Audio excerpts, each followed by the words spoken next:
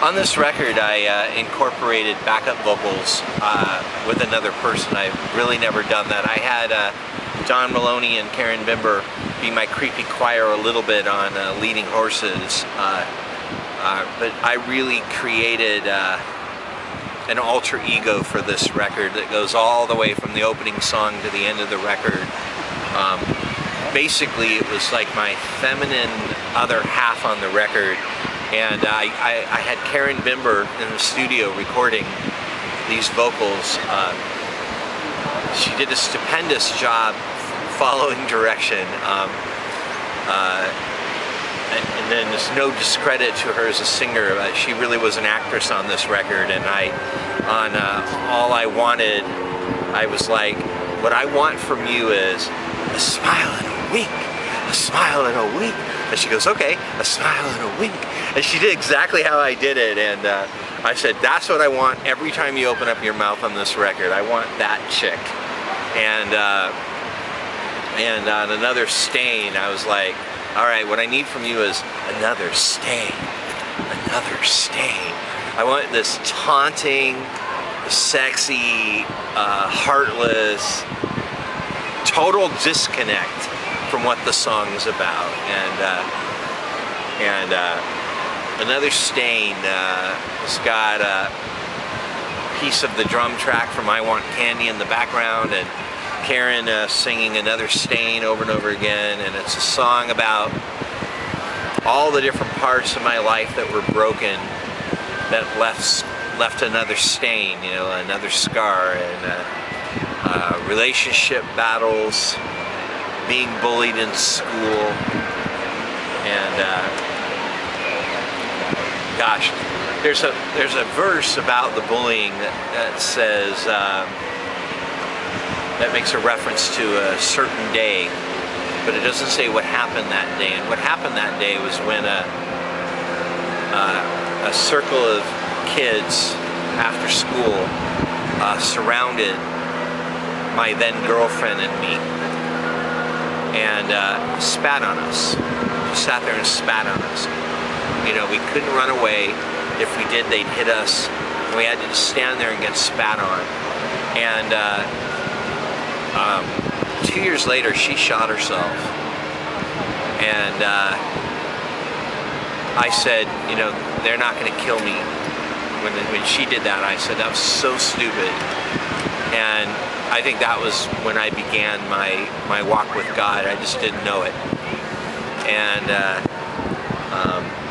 hardly the worthy memorial to that event, but that is what the song is referring to. And the last verse is about the woman who, the Gabby friend who led me to Jesus. And the song breaks into Psychotic, which was actually a song that I wrote originally for what was going to be the first record, long before Not Unclean. And then Psychotic became its own record that never got released, but I have it and it's really good, but it never got released because I got mad at it. And it's my secret masterpiece that you guys can dig up like 100 years from now when I'm not there to fight you on it. But Psychotic was a song about a friend of mine I knew who, when she became a Christian, her parents thought she was crazy and had her committed. And I incorporated that as a poem in Another Stain. I want to thank Karen for the amazing vocal presence on that record. A lot of people feel it was my best record to date. Well, of course it was my best record to date. Whatever I do next will be my best record to date. But she really did a good job on it, and she had to do whatever she was told, and it was never up to her. She just had to say her lines, and that's very hard for an artist to do. And the next song on the record is Oh Mary, which is the old Negro spiritual, oh Mary, don't you weep, don't you mourn, and got my creepy choir going on there. And I first heard Oh Mary, Don't You Weep off a Tennessee Ernie Ford gospel record, and I've said before that that particular record was a huge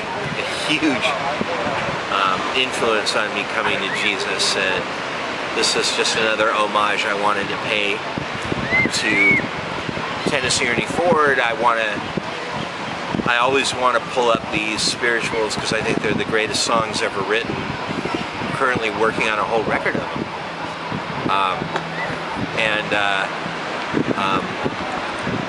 And I love the line that says, when I get to heaven, I'm gonna put on my shoes. I just love that. It just says so much about the condition of the writer, because they're saying, I don't have shoes, and if I have shoes, they don't fit, they're not good enough, and my feet are all blistered from being forced to work in the fields. And but when I get to heaven, there's a nice pair of shoes waiting for me.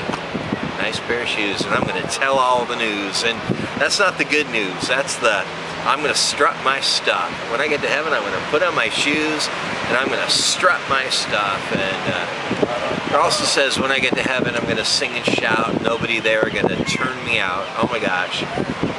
If only we could get that message across to every single person in the world. Nobody there going to turn you out. Nobody there going to turn you out. Damn, I love that song. I want to wait till we're done filming and skip. Show where we're at. Show where we're at. We're on Santa Monica Pier, and I think it'd be really fun if I were just skipping across the pier singing "Oh Mary, Don't You Weep." Then the police would be here for me.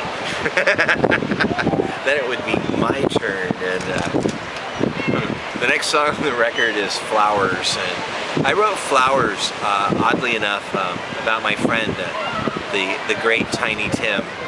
And it's not about his life, and it's not about his experiences. I sat down and I just wrote a song for Tiny. I don't know, it was like a song for him to record, or a song for him to hear and just know how I felt about our friendship.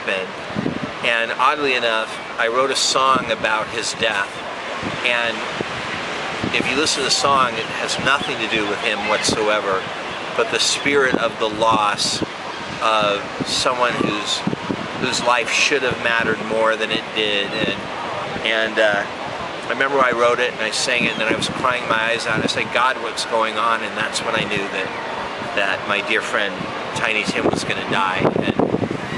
And I love Flowers. When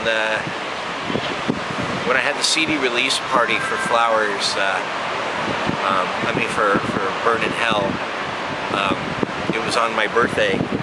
These birds are scaring me, man. I'm afraid of birds. Look at this, they're like at eye level. I saw that movie, I know what they're capable of. I'm afraid of horses too, by the way. They scare me, especially if they're flying at eye level. But the Burn in Hell release party was on my birthday, and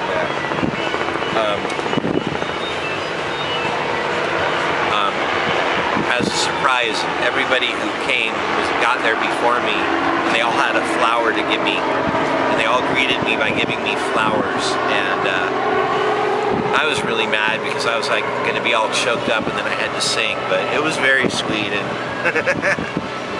And that became the running joke about Flowers, is that people would come to shows and somehow give me flowers. And I guess if you sing a song, "I wish someone would give me one today," you're gonna get a flower. And so my next record is gonna have a song called "Good Checks."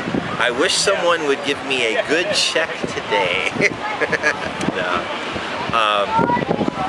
Flowers was monumental for me. Again, it's such an honor to be able to write songs. It's such an honor to be able to perform them. But to record them and have God use them in ministry is something so completely different. It's so perfect. And I'm so very glad that I met Tiny Tim and was friends with him and got the song in the deal. And very proud of it, very proud.